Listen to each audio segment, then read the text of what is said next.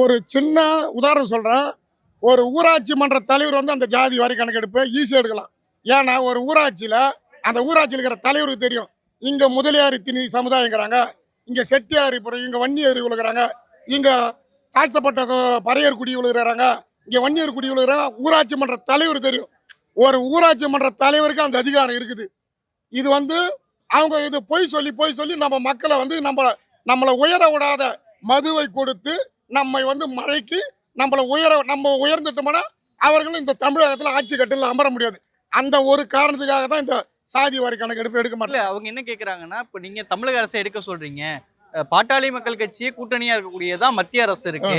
அவங்கள சொல்லியே நீங்க எடுக்க வைக்கலாமே, இந்தியா முழுமைக்கு எடுத்துடலாம். மத்திய அரசு இதுக்கு எந்த ஒரு சம்பந்தம் கிடையாது. பீகார்ல நிதிஷ்குமார் எடுத்திருக்கிறாரு, உத்தரப்பிரதேசல இவர் எடுத்திருக்கிறாரு, அந்தந்த இப்ப தெலுங்கானால எடுக்கிறாங்க. அந்த மாநிலத்தில் அவங்க எடுக்கும்போது தமிழகத்தில் இவங்க எடுக்க மாட்டாங்க.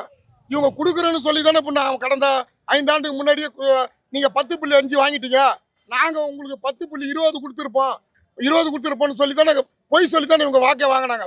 இந்த இதுல நாங்க கொடுக்குறோம், நாங்கள் இந்த 4.5 வருஷமா ஒன்றும் கொடுக்கவே இல்லையே, கொடுக்கலையே. இதுக்கும் மத்திய அரசுக்கும் சம்மதமே கிடையாது. தமிழக அரசுக்கு அனைத்து உரிமை இருக்குது. சட்டத்தை முதல்ல அவங்கள நல்லா படிக்க சொல்லுங்க.